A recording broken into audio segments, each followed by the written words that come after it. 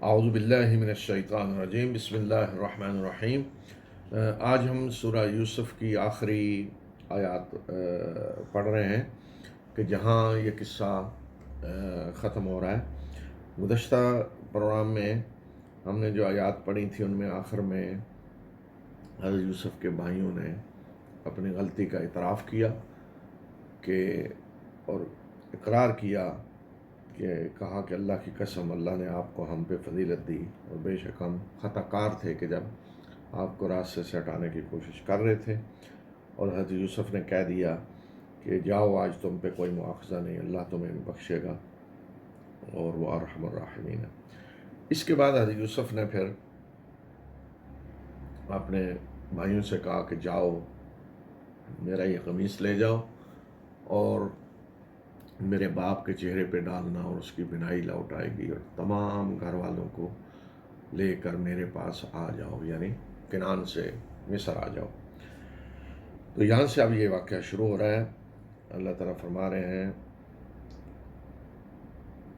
اذهبوا بقمیصی ھذا فالقوه علی وجہ ابی یأتی بصیرا واتونی باہلکم اجمعین۔ یوسف نے کہا کہ میرا یہ قمیص لے جاؤ اور میرے باپ کے چہرے پہ ڈالنا اور اس کی بینائی لوٹ آئے گی، اور اپنے سب گھر والوں کو لے کر میرے پاس آ جاؤ۔ وَلَمَّا فَصَلَتِ الْعِيرُ قَالَ أَبُوهُمْ إِنِّي لَأَجِدُ رِيحَ يُوسُفَ لَوْلَا أَن تُفَنِّدُونِ۔ اور جب قافلہ مصر سے چلا تو ان کے باپ نے کہا، یعنی کنعان میں، کہ میں یوسف کی خوشبو پا رہا ہوں، بس کہیں ایسا نہ ہو کہ تم میرے بارے میں کہو کہ یہ سٹھیا گئے ہیں۔ قالوا تاللہ انک لفی ضلالک القدیم۔ انہوں نے کہا کہ اللہ کی قسم، آپ اپنے پرانے خبط میں مبتلا ہیں کہ ہر طرف یوسف ہی نظر آتا ہے، ہر چیز میں، ہر طرف، ہر وقت۔ تو اب آپ یہ دیکھیں کہ قافلہ مصر سے چلا ہے، ولما فصلت العیر، قافلہ سرکاری پروٹوکول کے ساتھ حضرت یوسف نے بھیجا یعنی حکومت کو کہ وہ ان کے خاندان کو لے کر آئیں۔ تو یہ قافلہ پورا مصر سے چلا۔ تو جب قافلہ چلا ہے تو وہاں کنعان میں حضرت یعقوب نے کہہ دیا کہ میں یوسف کی خوشبو پا رہا ہوں، لیکن مجھے اندیشہ ہے کہ تم کہو گے کہ یہ ابا جان سٹھیا گئے ہیں، کہ کس طرح کی باتیں کر رہے ہیں جی۔ تو اب آپ دیکھیں کہ کہاں مصر اور کہاں کنعان اس وقت، یعنی فلسطین موجودہ۔ اور جس وقت حضرت یوسف کو کنویں میں ڈالا گیا تو کتنا دور ہوگا گھر سے؟ کچھ چند کلومیٹر، 10 کلومیٹر، 12-15 کر لیں، کتنا کو دور گئے ہوں گے؟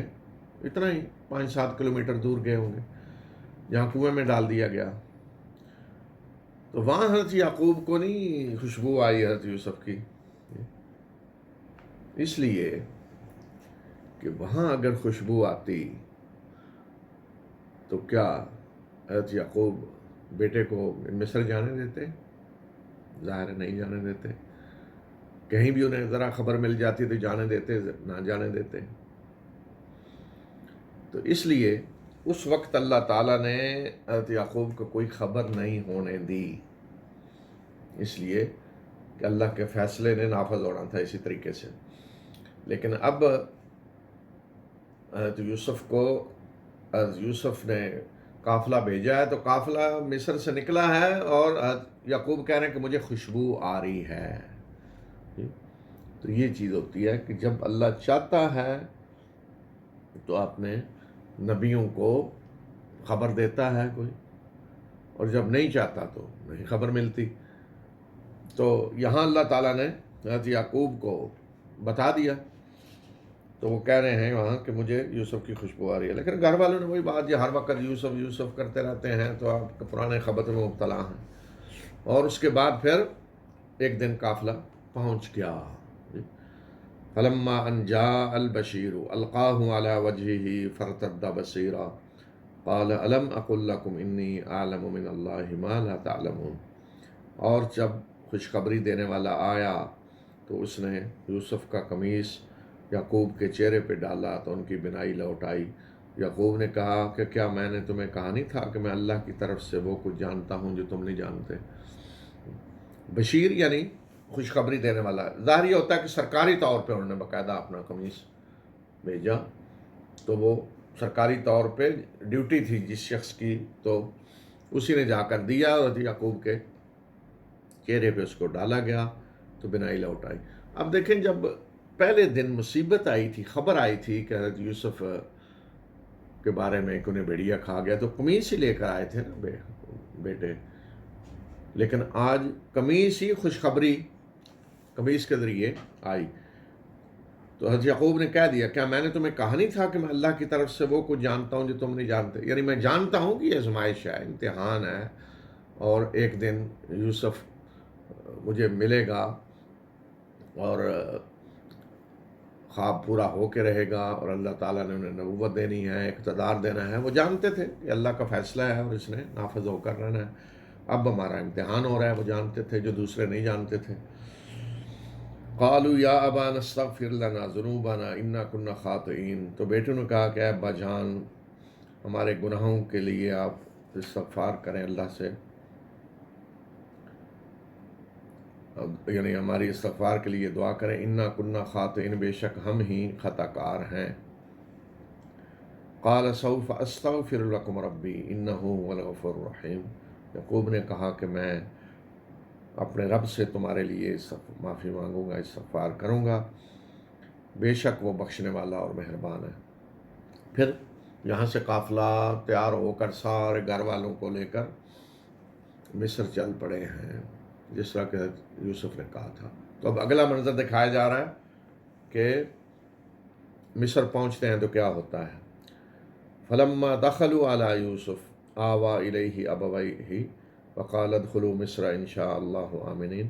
اور جب وہ یوسف کے پاس پہنچے تو اس نے اپنے والدین کو خاص اپنے پاس جگہ دی اور کہا کہ اگر اللہ نے چاہا تو چین کے ساتھ مصر میں داخل ہو جاؤ. سارے خاندان کو کہا، گھر والوں کو. حضرت یوسف کی والدہ فوت ہو چکی تھیں، تو خالہ تھیں ان کی دوسری جو حضرت یعقوب کی بیوی تھی.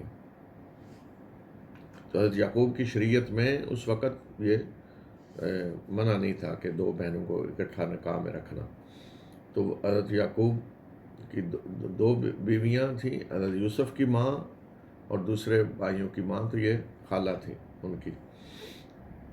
تو اس کو کہا ہے اللہ تعالیٰ نے کہ اپنے والدین یعنی حضرت یعقوب اور ان کی بیوی جو حضرت یوسف کی خالہ تھی. ورفع ابویہ علی العرش وخروا لہ سجدا. اور یوسف نے اپنے والدین کو تخت پہ اپنے ساتھ بٹھایا اور سب اس کے آگے سجدے میں گر گئے.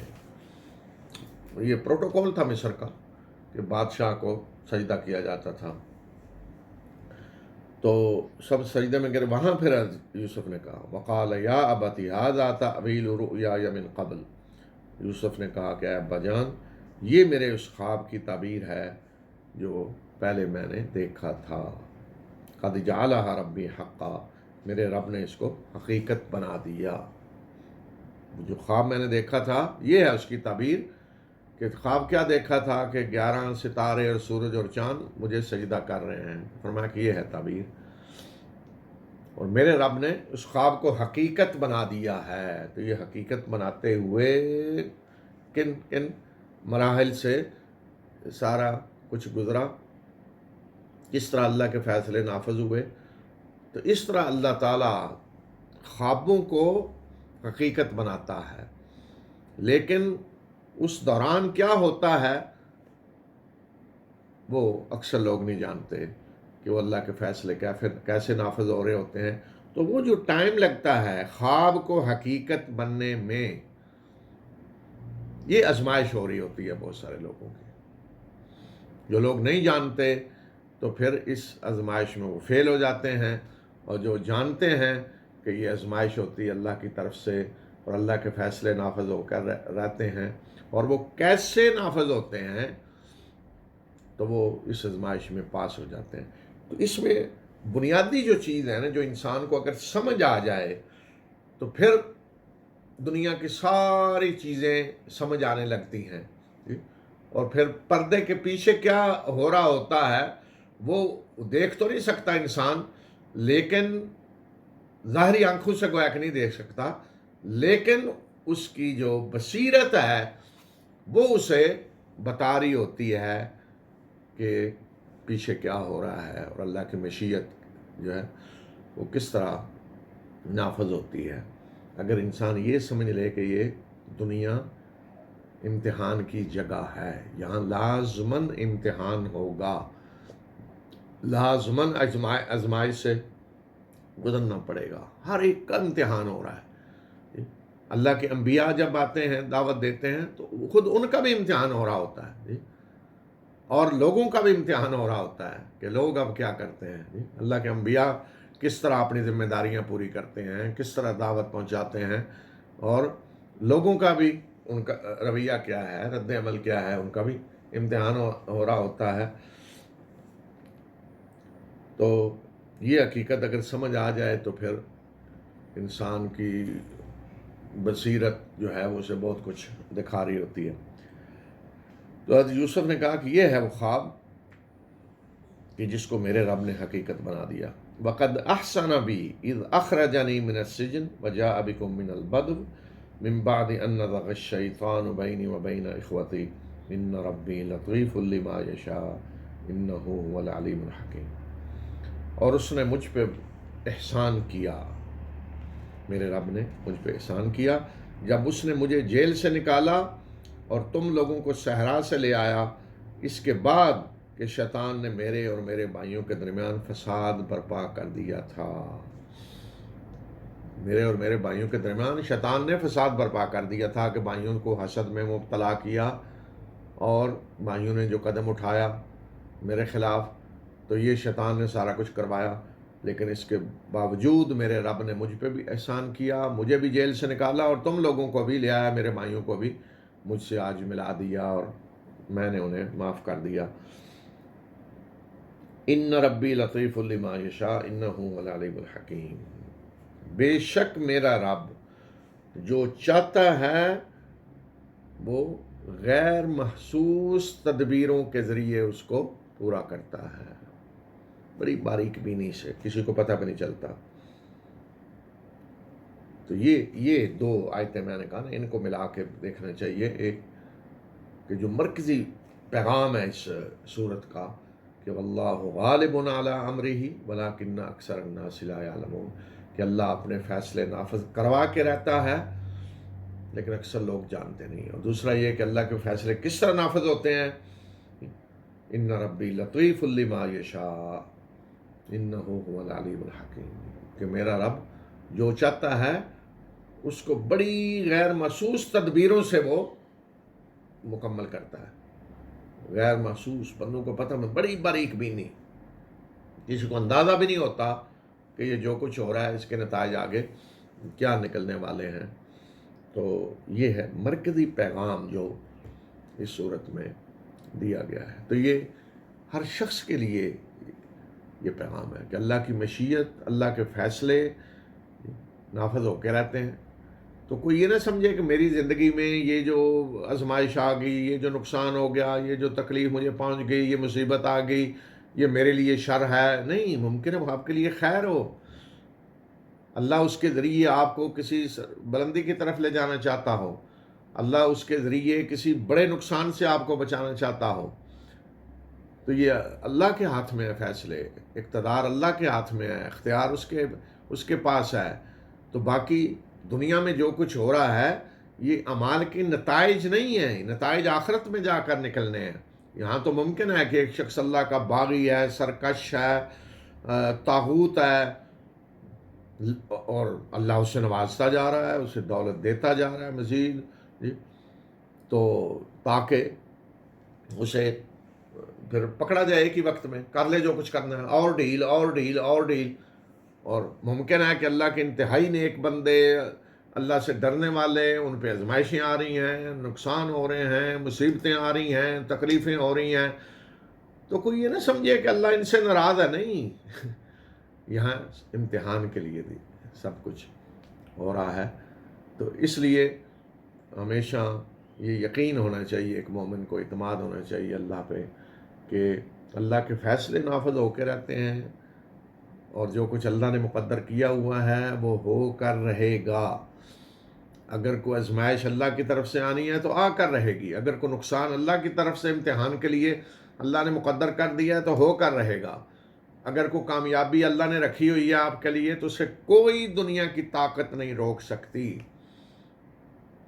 یہ ہے مومن کا عقیدہ جو ہونا چاہیے۔ آج ہمارا حال یہ ہو جاتا ہے کہ ذرا کچھ کوئی آزمائش چھوٹی سی آ جائے نا، بس یہ کسی نے وہ تعویذ کر دیا ہے، کسی نے جادو کر دیا ہے، کسی نے وہ بندش کر دی ہے، فوراً ہم بھاگتے ہیں پھر کن کے پاس جو دکانیں کھول کے بیٹھے ہیں جی بندش دور کرنے کے لیے، اور تعویذوں کا توڑ کرنے کے لیے اور جادو کا توڑ کرنے کے لیے دکانیں کھول کے بیٹھے ہیں، ان کے پاس جاتے ہیں تو ظاہر ہے وہ تو پھر دکانیں ہیں۔ وہ ہمارے یہاں ایک پروگرام ایک ٹی وی پہ آ رہا تھا، تو شاید مجھے نام یاد نہیں، سر عام ایک پروگرام، تو اس میں انہوں نے تجربے کیے کہ مثلا بالکل صحیح فریج کسی ورک شاپ میں دیا ہے، کوئی اس میں پرابلم نہیں، کچھ نہیں، دیکھنے کے لیے کہ لوگ کیا کرتے ہیں امتحان لینے کے لیے لوگوں کا، تو تقریباً ہر ایک نے کچھ سوائے ایک دو اکثریت نے کیا کیا کہ اس میں یہ خرابی ہے، یہ خرابی ہے، یہ خرابی ہے، بالکل کچھ بھی نہیں تھا۔ اچھا، کسی کو گاڑی دی، ٹائر دکھایا جی اس میں ہوا نکل جاتی ہے، اس نے نیا ٹائر ٹھیک ٹھاک، کوئی اس نے پتہ نہیں 4-5 پنچر نکال دیے، اس میں تو اتنے پنچر ہیں، اتنے ہیں، مطلب یہ معاشرے میں ہوتا ہے۔ اسی طرح آپ بالکل کبھی تجربہ کر لیں کہ کوئی آپ کو مسئلہ نہیں، کوئی پرابلم نہیں، بالکل کوئی آزمائش، کوئی تکلیف، کوئی نہیں، الحمدللہ زبردست زندگی صحت و عافیت کے ساتھ گزر رہی ہے، اللہ کی رحمتیں آ رہی ہیں، خوشحالی، سب کچھ، عافیت، سب کچھ۔ آپ چلے جائیں کسی ایسی دکان پہ جو بیٹھے ہوئے ہیں جی تعویذ کا توڑ کرنے یا بندش دور کرنے یا جادو کا توڑ کرنے، تجربہ کر لیں۔ اچھا، تو وہ کیا کہیں گے؟ او ہو آپ پہ تو کالا جادو کیا ہوا ہے جی، یہ تو بڑا خطرناک قسم ہے جادو، کالا جادو، یہ عام جادو نہیں ہے، اس کے لیے تو بہت بڑے کورسز کرنے پڑیں گے اور وظیفے پڑھنے پڑیں گے اور چلے کاٹنے پڑیں گے اس کو دور کرنے کے لیے۔ آپ پہ تو پتہ نہیں کتنے خطرناک قسم کے تعویذ ہیں جو کیے ہوئے ہیں، اور وہ کہیں دفن ہے آپ کے گھر میں، پتہ نہیں کدھر، وہ جا کے نکالنے پڑیں گے۔ تو یہ حال ہے، کبھی تجربہ کر کے دیکھ لیں۔ تو جو دکانیں کھول کے بیٹھے ہوئے ہیں ان کا تو کام ہے، بزنس ہے، تو وہ تو ظاہر ہے یہ کہیں گے۔ تو بدقسمتی آج ہماری یہ ہے کہ ذرا کچھ ہو جائے تو ہم فوراً بھاگتے ہیں، کسی نے بندش کر دی، تعویذ کر دیے، جادو کر دیا، یا اور کچھ نہیں، ذرا کچھ ہو تو کوئی جنوں ونوں کے چکر میں ڈال دیں گے۔ تو یاد رکھیں کہ کوئی بندش نہیں کر سکتا، کوئی تعویذ آپ پہ ڈال کے کوئی آپ کا کچھ نہیں بگاڑ سکتا جی، کوئی جادو کر کے آپ کا کچھ نہیں بگاڑ سکتا، کوئی جن ساری دنیا کے اکٹھے ہو جائے نا تو رتی برابر کوئی آپ کو نقصان نہیں پہنچا سکتے، رتی برابر۔ لے آئیں جنوں کو، سارے جتنے جن ہیں کسی کے پاس لے آئیں، آ جائیں ساری دنیا کے جن جی، کچھ نہیں آپ کا بگاڑ سکتے، یہ اللہ کے ہاتھ میں ہے، اقتدار اس کے پاس ہے۔ باقی یہ کہ دنیا میں چونکہ امتحان ہو رہا ہے تو ممکن ہی نہیں کہ آزمائشیں نہ آئیں، ممکن ہی نہیں کہ کوئی نقصان نہ ہو، ممکن ہی نہیں کوئی تکلیف نہ ہو، ممکن ہی نہیں کوئی، امتحان اللہ لے رہا ہے تو ہونا ہے، یہ تو سارا کچھ ہوگا۔ ہاں ممکن ہے کہ کسی کا امتحان اس طرح لیا جا رہا ہو کہ کوئی نقصان نہیں ہو رہا، صحت ہے، عافیت ہے، خوشحالی ہے، نعمتیں اللہ دیتا جا رہا ہے، وہ بھی ایک امتحان ہے۔ ممکن ہے اس طرح بھی امتحان ہو، وہ بھی اللہ جس کا چاہے، جس طریقے سے چاہے امتحان لے، وہ اس طرح بھی لے سکتا ہے، وہ اس طرح بھی لے سکتا ہے، دونوں طرح۔ فَأَمَّا الْإِنسَانُ إِذَا مَا ابْتَلَاهُ رَبُّهُ فَأَكْرَمَهُ وَنَعَمَهُ فَيَقُولُ رَبِّي أَكْرَمَنِ وَأَمَّا إِذَا مَا ابْتَلَاهُ فَقَدَرَ عَلَيْهِ رِزْقَهُ فَيَقُولُ رَبِّي أَهَانَنِ۔ کہ اللہ تعالیٰ نے فرمایا کہ انسان کا یہ حال ہے کہ اگر اس کا رب اس کا امتحان لیتا ہے، اذا ما ابتلاه ربه، کہ جب اس کا رب اس کا امتحان لیتا ہے اور اس کو عزت دیتا ہے، نعمتیں دیتا ہے، خوشحالی، عزت، نعمتیں، تو وہ سمجھتا ہے کہ میرے رب نے مجھے بڑی عزت دے دی جی، اللہ کا بڑا فضل ہے جی، بڑا اللہ، وہ ھذا من فضل ربی لکھ دیتا ہے، تو یہ فضل ربی نہیں ہے، یہ امتحان ہے۔ اما الانسان اذا مبتلاہ ربہ، جب اس کا رب اسے آزمائش میں ڈالتا ہے، آزمائش کے لیے عزت دیتا ہے، نعمتیں دیتا ہے، تو انسان تو کہتا ہے بڑی اللہ نے عزت دی جی، بڑا اللہ کے فضل ہیں جی، رنگ لگے ہوئے ہیں، اللہ بڑا راضی ہے، کہہ دیں نہیں، اللہ کے راضی ہونے کی نشانی نہیں ہے یہ۔ وَأَمَّا إِذَا مَبْتَلَاهُ فَقَدَرَ عَلَيْهِ رِزْقَهُ، اور دوسری شکل یہ کہ جب اللہ ابتلا، آزمائش میں ڈالتا ہے اور رزق تنگ کر دیتا ہے، تو کہتا ہے جی میرے رب نے تو مجھے ذلیل کر دیا، یا کسی نے بندش ڈال دی، کسی نے یہ کر دی۔ نہیں، یہ بھی امتحان ہے، آزمائش۔ کوئی بندش ڈالنے والا نہیں ہے، کوئی کسی کے ہاتھ میں اختیار نہیں ہے کہ آپ کا ایک لقمہ بھی رزق کا کم کر سکے۔ یہ بھی امتحان ہے اور یہ بھی امتحان ہے۔ تو اس کے بعد اللہ تعالیٰ کلا، ہرگز نہیں، یہ جو تم سوچ رہے ہو نا، ایسے نہیں ہے، یہ ابتلا ہے جو دنیا میں ہوتی ہے۔ تو انہ هو العلیم الحکیم، بے شک وہ میرا رب جاننے والا ہے اور دانا ہے، وہ جانتا بھی ہے ہر ایک کو، اور اس کے ہر فیصلوں میں حکمت ہے۔ پھر حضرت یوسف کی دعا، بڑی عظیم دعا، غور سے سنیں ذرا۔ رب قد آتیتنی من الملک وعلمتنی من تعویل الاحادیث فاطر السماوات والارض انت ولی فی الدنیا والآخرہ توفنی مسلما والحقنی بالصالحین۔ اے میرے پروردگار، یوسف کہہ رہے ہیں، اے میرے رب، اے میرے پروردگار، اے میرے خالق، اے میرے مالک، تو نے مجھے بادشاہی عطا کی اور مجھے باتوں کی تہ تک پہنچنے کا علم سکھایا، نبوت عطا کی۔ اے آسمانوں اور زمین کے پیدا کرنے والے، تو ہی میرا سرپرست ہے، دنیا میں بھی اور آخرت میں بھی۔ مجھے اسلام کی حالت میں موت دینا اور مجھے نیک بندوں کے ساتھ شامل کرنا، کہ اپنے آپ کو اپنے رب کے آگے ڈال دیا ہے کہ یہ سب کچھ تیرا دیا ہوا ہے، تو نے بادشاہت دی ہے، تو نے مجھے یہ علم سکھلایا۔ اے آسمان و زمین کے پیدا کرنے والے، میرا سرپرست تو ہے، تو ہی ہے سرپرستی کرنے والا، دنیا میں بھی اور آخرت میں بھی۔ اور یہی تمنا ہے کہ میری موت آئے تو اسلام پہ آئے، تیرا فرمانبردار ہوں، نیک بندوں کے ساتھ شامل کرنا۔ تو یہ ہے عظیم دعا جو کون کر رہا ہے؟ حضرت یوسف، اللہ کے نبی اور عظیم حکمران۔ تو یہ ہے امتحان جو ہوتا ہے کہ کس طریقے سے وہ اپنے رب کے آگے اپنے آپ کو اس طرح ڈال دیا انہوں نے کہ پروردگار یہ سب تیرا دیا ہوا ہے، تیرے احسانات ہیں، تو نے سب کچھ دیا ہے۔ تو آخری تمنا کیا ہے کہ آخرت کی کامیابی، کہ میری موت آئے تو اس حالت میں کہ میں مسلم ہوں۔ تو یہ قصہ یہاں ختم ہوتا ہے۔ آگے پھر اس پہ پورا تبصرہ قرآن نے کیا ہے کہ اس سے نتائج کیا نکلتے ہیں رسول اللہ صلی اللہ علیہ وسلم کی رسالت کے حوالے سے۔ تو اس قصے کو رسول اللہ صلی اللہ علیہ وسلم کی رسالت کی سچائی کی دلیل بھی بنایا ہے قرآن نے۔ ذالک من انباء الغیب نوحیہ الیک، یہ قصہ ان غیب کی خبروں میں سے ہے جو ہم آپ کی طرف وہی کریں، جو غیب کی خبریں ہم دے رہے ہیں۔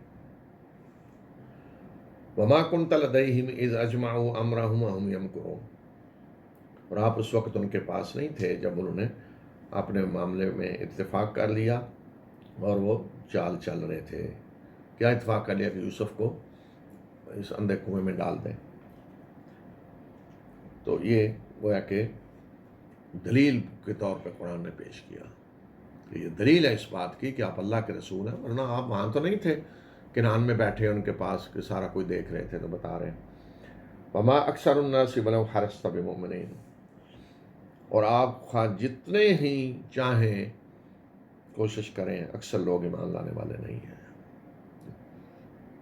یہ نہیں ہو سکتا کہ سب لوگ ایمان لے آئیں۔ کیوں؟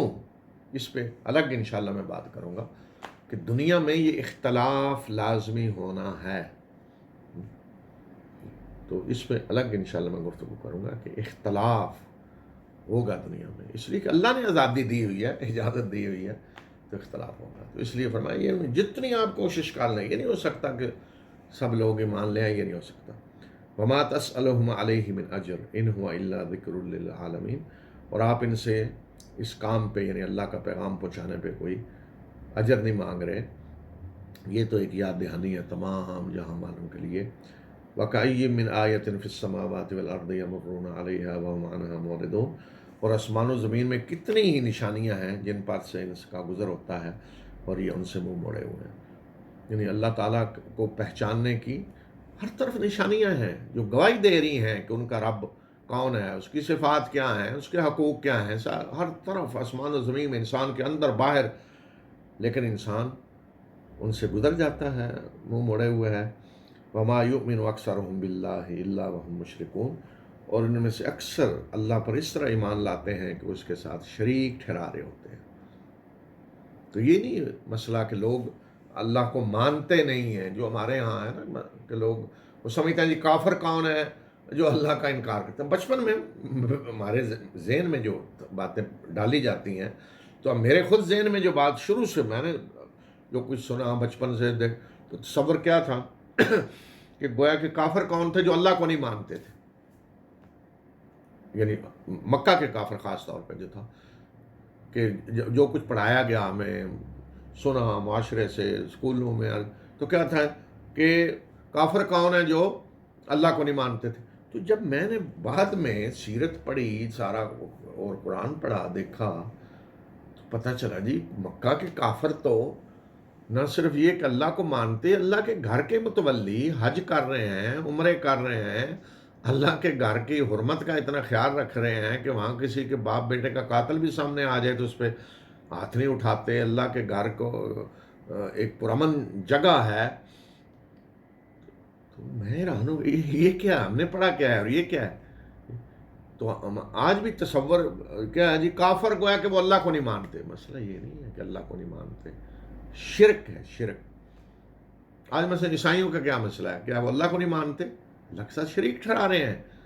اللہ کے نبی کو اللہ کا بیٹا قرار دے دیا انہوں نے. یا اور بھی جو مذاہب ہیں دنیا میں دوسرے، تو وہاں کیا ہے کہ وہ اللہ کو نہیں مان رہے، جو بھی نام رکھیں مان رہے ہیں. آج کوئی ہندو یہ کہتا ہے کہ کائنات کو رام نے پیدا کیا ہے، یا اور کوئی بھی ان کا جو بت ہیں کسی بت کے بارے میں کہتے ہیں کائنات کو اس نے پیدا کیا. ہو سوال ہی نہیں. تو اصل مسئلہ شرک ہے، شرک کہ ایمان اللہ پہ اس طرح لاتے ہیں کہ ساتھ شریک ٹھہرا دیتے ہیں. تو شرک کا اصل مسئلہ ہے. تمام انبیاء کا واسطہ اسی سے پڑا. اب خبردار کیا لوگوں کو افامنوا ان تأتیہم غاشیۃ من عذاب اللہ او تأتیہم الساعۃ بغتۃ وہم لا یشعرون. کیا یہ لوگ اس سے بے خوف ہو گئے ہیں کہ اللہ کے عذاب کی کوئی بلا ان پہ آ جائے، یا قیامت کی گھڑی اچانک آ جائے اور انہیں پتہ بھی نہ چلے. پھر نبی صلی اللہ علیہ وسلم کو کہا ہے کہ آپ بتا دیں انہیں کہ میرا راستہ کیا ہے. کوئی ایمان لاتا ہے لائے، کوئی نہیں لاتا نہ لائے. یہ میری دعوت ہے، یہ میرا راستہ ہے. میں کس چیز کی طرف بلا رہا ہوں؟ قل هذه سبیلی ادعو الی اللہ علی بصیرۃ انا ومن اتبعنی وسبحان اللہ وما انا من المشرکین. کہہ دیجئے کہ یہ ہے میرا راستہ، میں اللہ کی طرف بلا رہا ہوں پوری روشنی میں، پوری بصیرت کے ساتھ. روشنی میں اپنا راستہ پورا دیکھ رہا ہوں، میں بھی اور میرے پیروکار بھی. یہ ہے ہمارا راستہ. ادعو اللہ، میں اللہ کی طرف بلا رہا ہوں کہ آؤ صرف اللہ کی عبادت کرو، اللہ کے ساتھ کسی اور کی عبادت نہیں ہو سکتی. یہ ہے سچا دین، یہ ہے صحیح دین، یہ ہے صراط مستقیم. فرمایا کہ میں پوری روشنی میں بصیرت کے ساتھ بلا رہا ہوں، میں بھی اور میرے پیروکار بھی. اور اللہ پاک ہے، پاک ہے کہ اس کا کوئی شریک ہو. وما انا من المشرکین، اور میرا مشرکوں سے کوئی تعلق نہیں ہے. میں برات کا اعلان کر رہا ہوں مشرکوں سے کہ اب مکہ میں کیا ہو رہا تھا؟ یہی تھا، شرک تھا مسئلہ. پھر جو اعتراض تھا بڑا کہ جی یہ تو ہماری طرح انسان ہیں تو یہ نبی کیسے ہو سکتے ہیں. سب سے بڑا اعتراض یہی کیا گیا. تو عجیب ہے کہ لوگ ہمیشہ اس غلط فہمی میں مبتلا ہوئے کہ جب اللہ کے رسول سامنے آ کے اعلان کرتے ہیں کہ میں اللہ کا رسول ہوں، تو وہ کہتے ہیں جی یہ تو دیکھیں بیوی بچے ہیں، کھاتے پیتے ہیں، اور ساری انسانی حاجتیں ہیں، انہیں کھانے کی ضرورت پڑتی ہے، پینے کی بھوک لگتی ہے، اور انسانی ضرورتیں ہیں، تو کوئی فرشتہ ہونا چاہیے نبی۔ تو آج لوگ الٹ وہ غلط فہمی میں ہیں، وہ کہتے تھے ہم نبی ان کو نہیں مانتے کیونکہ یہ انسان ہے، اور آج وہی غلط فہمی ہے دوسرے انداز سے کہ چونکہ ہم نے نبی مان لیا ہے، رسول مان لیا ہے، اس لیے ہم اب انہیں انسان نہیں مانتے۔ تو غلط فہمی وہی ہے کہ گویا کہ وہ سمجھتے ہیں کہ نبی کسی فرشتے کو ہونا چاہیے، رسول کسی فرشتے کو ہونا چاہیے، غلط فہمی ہمیشہ رہی۔ تو اس کا جواب اللہ تعالیٰ دے رہے ہیں وَمَا أَرْسَلْنَا مِن قَبْلِكَ إِلَّا رِجَالًا نُوحِي إِلَيْهِم مِّنْ أَهْلِ الْقُرَىٰ، کہ آپ سے پہلے ہم نے انسانوں ہی کو نبی بنا کر بھیجا ہے، انہی بستی والوں میں سے، ارد گرد اسی علاقے سے سارے قوم نوح اور عاد اور سمود، سب جتنے بھی نبی ہم نے بھیجے ہیں، رسول انسانوں میں سے بھیجے ہیں، ہم ان کی طرف وہی کرتے رہے ہیں۔ تو اصل چیز کیا ہے کہ اللہ کا پیغام آ رہا ہے ان کے طرف، اللہ نے چن لیا ہے انہیں انسانوں کو تک اللہ کا پیغام پہنچانے کے لیے، تو وہ سارے انسان ہی فرمایا ہم نے بھیجے ہیں، کوئی فرشتے نہیں تھے۔ افلم یسیروا فی الارض فینظروا کیف کان عاقبۃ الذین من قبلہم، کیا یہ زمین میں چلے پھرے نہیں ہیں کہ انہیں نظر آتا کہ ان سے پہلے جو قومیں گزری ہیں ان کا کیا انجام ہوا۔ تو یہ گویا کہ قرآن تاریخ سے سبق حاصل کرنے کی دعوت دے رہا ہے کہ تاریخ کو دیکھو، تاریخ سے سبق حاصل کرو۔ وَلَدَارُ الْآخِرَةِ خَيْرٌ لِّلَّذِينَ اتَّقَوْا أَفَلَا تَعْقِلُونَ، اور آخرت کا گھر بہتر ہے ان لوگوں کے لیے جنہوں نے تقوی اختیار کیا، کیا تم عقل سے کام نہیں لیتے؟ تو یہ تو دنیا ہے، فرمایا کہ آخرت کا گھر انہی کے لیے بہتر ہے جو جنہوں نے دنیا میں تقوی اختیار کیا، کیا تم عقل سے کام نہیں لیتے؟ تو قرآن کی دعوت عقل والوں کے لیے ہے، قرآن عقل کو مخاطب کر رکھا ہے، تم عقل سے کام نہیں لیتے۔ پھر اللہ تعالیٰ کی بڑی عظیم سنت کا ذکر ہو رہا ہے یہاں۔ اچھا، ایک اور غلط فہمی جو لوگوں کو ہوتی ہے جب اللہ کے رسول آتے ہیں، دعوت دیتے ہیں، تو لوگ ایک تو انکار کرتے ہیں، مذاق اڑاتے ہیں، الزامات لگاتے ہیں، پھر اللہ کے رسولوں پر ایمان لانے والوں کو ستانا شروع کرتے ہیں، انہیں قتل کرنا شروع کرتے ہیں، اذیتیں دینی شروع کرتے ہیں۔ اب دیکھیں نا مکہ میں جو کچھ ہو رہا تھا، تو رسول اللہ صلی اللہ علیہ وسلم کے پاس جب کچھ لوگوں نے شکایت کی کہ اے اللہ کے رسول صلی اللہ علیہ وسلم دعا کریں ہمارے ساتھ کیا ہو رہا ہے، تو آپ نے فرمایا کہ اتنی جلدی تم ڈر گئے ہو، اس سے پہلے جو رسولوں پر ایمان لائے ہو تو اتنی آزمائشوں سے گزرے کہ ان کے جسم کو آروں سے چیرا گیا، لوہے کی کنگھیوں سے ان کا گوشت ہڈیوں سے الگ کیا گیا، اور یہ سب کچھ بھی انہیں اللہ کے راستے سے نہ ہٹا سکا۔ تو یہ اللہ کی سنت رہی ہے۔ اچھا، اب یہاں جو انکار کر اللہ کے رسول کا انکار کر رہے ہوتے ہیں، اور پھر مزید اللہ کے رسول پر ایمان لانے والوں کو قتل کر رہے ہیں، ستا رہے ہیں، تو وہ جب یہ سارا کچھ کرتے ہیں تو وہ کہتے ہیں اگر یہ اللہ کے رسول ہیں تو ہم ان کو بھی جھٹلا رہے ہیں، اور ہم نے دیکھیں ان پر ایمان لانے والوں کو بھی مار رہے ہیں، اذیتیں دے رہے ہیں، ہمیں تو کچھ نہیں ہوا، اور ہوا بھی کچھ نہیں کبھی۔ مثلا مکہ میں جو حضرت بلال کو آگ کے انگاروں پہ لٹا رہے تھے، تو کیا کسی کا کوئی ہاتھ شل ہو گیا تھا؟ یا وہ ہاتھ کام نہیں کرے گا اس لیے کچھ سے حضرت بلال کو انہوں نے وہ تپتی ریت پہ لٹایا ہے؟ یا خباب کو جنہوں نے آگ کے انگاروں پہ لٹایا، وہ جو آگ کے انگاروں پہ لٹا کے گھر گئے ہیں تو ان کے بچے مر گئے ہیں، یا ان کے گھر آگ لگ گئی ہے، یا ان کو فالج ہو گیا ہے کیونکہ اللہ پر ایمان لانے والوں کو انہوں نے ستایا ہے تو یہ ہو گیا ہے؟ بلکہ پہلے سے بھی زیادہ بدمست اور مل رہا ہے سارا کچھ، تو وہ اور زیادہ دلیر ہو جاتے، کہتے جی اگر اللہ کے نبی ہیں، رسول ہیں، تو پھر تو ہمیں کچھ ہو جانا چاہیے، ہمیں تو کچھ نہیں ہو رہا، اور دلیر ہوتے جاتے ہیں۔ پھر اللہ کے رسول جب ڈراتے ہیں کہ عذاب آ جائے گا اللہ کا، تو عذاب سنتے سنتے سنتے مدت گزر جاتی ہے، تو وہ کہتے ہیں کہاں عذاب، یہ تو سارا کچھ یا جھوٹ بولا گیا ہم سے۔ اب دیکھیں نا حضرت نوح کی قوم 950 سال تک اذیتیں دے رہے ہیں، حضرت نوح پر ایمان لانے والوں کو ستا رہے ہیں، اور حضرت نوح کہہ رہے ہیں اللہ کا عذاب آ جائے گا، تو وہ کیا کہتے ہوں گے کہ عذاب سن کے کان پک گئے ہمارے، اور یہ جو ہے وہ عذاب عذاب ان کو بس ایک وہ خبط ہو گیا عذاب کا جی، تو کوئی عذاب آنے والا نہیں، کچھ نہیں. تو یہاں اللہ تعالیٰ اپنی سنت بتا رہے ہیں، اور وہی بات ادھر ہی جائے گی کہ امتحان ہے. تو اللہ کی سنت یہ نہیں ہے کہ آج اللہ کے نبی آئے اور کسی نے جٹلایا تو بس وہ شروع ہو جائیں گے، بھینسیں بننی شروع ہو جائیں گی اور اس کی فصلوں میں وہ فصل نہیں اگے گی، اس کے جانور دودھ دینا بند کر دیں گے. تو اگر یہ ہونے لگے تو پھر امتحان تو دنیا میں نہیں ہو سکتا نا، تو پھر امتحان نہیں ہو سکتا. تو چونکہ امتحان ہے تو اس لیے مہلت ملتی ہے، ڈھیل ملتی ہے. تو اللہ تعالیٰ اپنی سنت بتا رہے ہیں کہ اللہ کی سنت یہ ہے کہ جب اللہ کے رسول آتے ہیں تو یہ ہوتا ہے، یہ سنت کیا حتیٰ اذا استیأس الرسل وظنوا انہم قد کذبوا جاءہم نصرنا فنجی من نشاء ولا يرد بأسنا عن القوم المجرمین. یہاں تک یہ آزمائش ہوتی رہتی ہے، اللہ کے رسولوں کو جھٹلایا جاتا ہے، ان پر ایمان لانے والوں کو ستایا جاتا ہے، مہلت ملتی ہے، یہاں تک ہوتا رہتا ہے. یہاں تک نوبت پہنچ جاتی ہے کہ اللہ کے رسول لوگوں کے ایمان لانے سے مایوس ہو جاتے ہیں کہ اب کوئی ایمان لانے والا نہیں، مایوس ہو جاتا، اب ان میں سے کوئی ایمان لانے والا نہیں. جس حضرت نوح نے کہا کہ اب کوئی ایمان لانے والا نہیں ہے، ختم. بلکہ اب کیا ہوگا آگے کہ یہ لوگوں کو گمراہ کریں گے اور ان کے اپنے ہاں جو پیدا ہوں گے وہ بھی فاسق و فاجر ہی پیدا ہوں گے. اب کوئی ایمان لانے والا نہیں. یہ اللہ کی سنت. جب یہ حال ہو جاتا ہے کہ لوگوں کے ایمان سے رسول مایوس ہو جاتے ہیں کہ اب کوئی ایمان لانے والا نہیں رہا، ختم. اور لوگ بھی سمجھ لیتے ہیں کہ ان سے جھوٹ بولا گیا. کیا جھوٹ بولا گیا؟ کہ جی اللہ کا عذاب آئے گا، جھٹلایا اللہ کے رسول کو تو پھر یہ ہو جائے گا.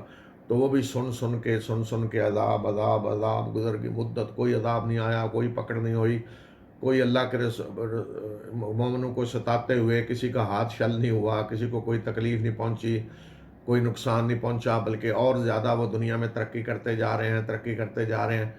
تو وہ سمجھتے ہیں جھوٹ بولا گیا. یہاں تک نوبت پہنچ جاتی ہے. فرمایا کہ پھر ہماری مدد آ جاتی ہے. تو پھر کیا ہوتا ہے؟ فرمایا جاءہم نصرنا، کہ ہماری مدد پہنچ جاتی ہے اللہ کے رسولوں کو. اس وقت امتحان پورا ہو جاتا ہے. اللہ کے رسولوں کا بھی امتحان ہو جاتا ہے پورا، ان پر ایمان لانے والوں کا بھی پورا امتحان ہو جاتا ہے، اور لوگوں کو بھی ڈھیل اتنی دی جاتی ہے کہ حجت پوری ہو جاتی ہے. کوئی اللہ کے یہ نہ کہہ سکے کہ جی وقت کم دیا گیا، ہمیں سوچنے کی کا ٹائم کم ملا، کوئی عذر نہ رہے. یہ اللہ کی سنت ہے. تو فرمایا کہ پھر کیا ہوتا ہے جب ہماری مدد پہنچ جاتی، فنجی من نشاء، پھر ہم جسے چاہتے ہیں اسے ہی نجات دی جاتی ہے. حضرت نوح کے وقت طوفان آیا تو حکم ہوا کہ کشتی میں ان کو سوار کر لیں ایمان لانے والوں کو. بس قوم عاد سمود سب، ہر اللہ کے رسول کو حکم ہوا کہ بس ایمان لانے والوں کو لے کر نکل جائیں، بس نجات انہیں کو ملے گی، باقی سب ختم کر دیے جائیں گے. تو فرمایا کہ پھر ہم جسے چاہتے ہیں اسے نجات دی جاتی ہے، اور ہماری پکڑ کو مجرم قوم سے ہماری پکڑ کو ٹالا نہیں جا سکتا. جب پکڑ کا وقت آ جاتا ہے تو کوئی اسے روک نہیں سکتا. اس وقت کوئی طاقت نہیں کہ جو مجرموں کو بچا سکے. یہ اللہ کی سنت اللہ کے رسولوں کے بارے میں. اور یہی بات رسول اللہ صلی اللہ علیہ وسلم مکہ میں بتا رہے تھے. قرآن جگہ جگہ ساری صورتوں میں جو کس سے انبیاء کے سنا رہا ہے، اسی مقصد کے لیے سنا رہا ہے نا کہ اللہ کی سنت ہے. دیکھیں نا سورہ بروج میں جو بتایا کہ ایمان لانے والوں کو آگ کے گڑھوں میں ڈال کے جلایا گیا. گڑھے کھودے گئے، ان میں آگ جلائی گئی اور ایمان لانے والوں کو پھینکا گیا اس میں. تو کیا پھینکنے والوں پہ کوئی عذاب آیا اللہ کا؟ ان کے ہاتھ شل ہو گئے تھے، ان کے بچے مر گئے تھے گھر جا کر؟ کچھ بھی نہیں ہوا. ایمان لانے والوں کو آگ کے گڑھوں میں آگ جلا کر پھینکا گیا. سورہ بروج میں ہے. اور یہ ہوا بھی کہاں؟ نجران میں، ابھی بھی سعودیہ کا جو شہر ہے اس علاقے میں ہوا. کنہوں نے کیا؟ یہودیوں نے کیا، مسلمان جو حضرت عیسیٰ کے پیروکار تھے مسلمان، ان کے خلاف سورہ بروج میں اللہ تعالیٰ نے بتایا۔ تو یہ اللہ کی سنت ہے، آزمائش ہوتی۔ لقد کان فی قصصہم عبرۃ لأولی الالباب، کہ ان سب کے قصوں میں جو انبیاء کے آئے ہیں عبرت ہے عقل رکھنے والوں کے لیے، اس لیے اللہ قصے سنا رہا ہے۔ ما کان حدیثا یفترا ولکن تصدیق الذی بین یدیہ وتفصیل کل شیء وہدی ورحمۃ لقوم یؤمنون، کہ یہ قرآن کوئی گھڑی ہوئی بات نہیں ہے، ویسی چیز نہیں ہے کہ جسے گھڑ لیا گیا ہے۔ قرآن جو واقعات سنا رہا ہے، جو قصے سنا رہا ہے، تو یہ کوئی ایسی نہیں کہ باتیں گھڑ لی جائیں، بلکہ یہ تصدیق کر رہا ہے قرآن اس کی جو کچھ پہلے آ چکا ہے، جو پہلی کتابوں میں بھی آ چکا ہے، وہی اللہ کا پیغام ہے وہ آ چکا ہے۔ تمام انبیاء کا ایک ہی دین ہے، ایک ہی چیز کی انہوں نے دعوت دی ہے، یہی قرآن بتا رہا ہے، کوئی نئی چیزیں نہیں ہیں جو آج مکہ میں بتائی جا رہی تھی۔ تمام انبیاء کی ایک ہی دعوت رہی ہے، ایک ہی چیز کی طرف انہوں نے بلایا ہے، اور ایک ہی طرح کے الزامات لگائے گئے، جو ٹھلانے والوں کی بھی ذہنیت وہی ہے اور آج تک وہی ہے۔ اور یہ ہر چیز کی تفصیل ہے، اللہ تعالیٰ نے اس میں ہر چیز کی تفصیل، جب کہتے ہیں ہر چیز کی تفصیل تو یہ مطلب نہیں کہ قرآن میں جی سائنسی تفصیلات بتا دی گئی ہیں، اور نہیں، تفصیل کس چیز کی ہے؟ وہ چیز جو انسان تجربوں سے نہیں حاصل کر سکتا۔ اللہ کے انبیاء وہ چیزیں بتانے آتے ہیں جو تجربوں سے نہیں حاصل ہوتی، جو غیب میں ہے، مرنے کے بعد اٹھایا جانا ہے، حساب ہونا ہے، جنت ہے، دوزخ ہے، اللہ نے تمہیں پیدا کیا ہے، خالق وہ ہے، یہ چیزیں وہ ہیں جو پردے کے پیچھے ہیں، اس کی ساری تفصیل ہوتی ہے۔ باقی یہ کہ آپ نے صنعت کیسے لگانی ہے، زراعت کیسے کرنی ہے، جسے آج ہم سائنس کہتے ہیں، میڈیکل سائنس ہو، دوسری ایگریکلچر ہو، فلاں صنعتیں ہوں جو بھی، تو یہ انسان خود دنیا میں حاصل کر رہا ہے۔ اللہ کے انبیاء یہ سکھلانے کے لیے نہیں آتے، یاد رکھیں، یہ لوگ خود تجربہ سے حاصل کرتے رہتے ہیں۔ حتیٰ کہ خود رسول اللہ صلی اللہ علیہ وسلم نے اگر کوئی اس طرح کا مسئلہ سامنے آیا تو اس وقت کے جو پروفیشنل تھے جس فیلڈ میں، ان سے بلا کے مشورہ کیا۔ جنگی معاملات ہوں تو جنگی ماہرین جو تھے ان سے مشورہ کیا ہے، کوئی اور مسئلہ ہے جو بھی، تو جو ماہرین تھے ان سے مشورہ کیا ہے، یہی طریقہ ہے۔ تو یہ نہیں کہ قرآن میں ہر چیز کی تفصیل کا مطلب یہ ہے کہ سائنس پوری قرآن میں بتا دی گئی ہے، نہیں، قرآن سائنس کی کتاب نہیں ہے، اور جو چیزیں کو بتائی گئی ہیں قرآن میں کائنات کے بارے میں، وہ سائنسی علم دینے کے لیے نہیں بتائی گئی، وہ تو اللہ کی نشانیوں کے طور پہ بتائی گئی ہیں، اور یہ ہر چیز کی تفصیل ہے، اور ہدایت اور رحمت ہے ایمان لانے والوں کے لیے۔ جو ایمان لائیں ان کے لیے قرآن رہنمائی ہے اور رحمت ہے، جو ایمان لانا چاہتے ہیں لے آئے ایمان ان کے لیے، اور جو نہیں لانا چاہتے تو ان کے لیے کیا ہے، ان پہ پھر حجت پوری ہو جاتی ہے۔ تو اس طرح یہ صورت ختم ہوئی۔ تو کل کے پروگرام میں انشاءاللہ اور ایک صورت میں جو قصہ ہے جس میں اسی طرح غیب کے پردے کے پیچھے کیا ہو رہا ہے دکھایا گیا ہے، جس سے بڑے سبق ہمیں ملتا ہے ہماری دنیا کے معاملات میں، جو کچھ ہمارے ساتھ ہوتا ہے تو اس میں کیا حکمتیں ہوتی ہیں اللہ کی طرف سے، تو انشاءاللہ کل وہ بیان کریں گے۔ وآخر دعوانا الحمدللہ رب العالمین۔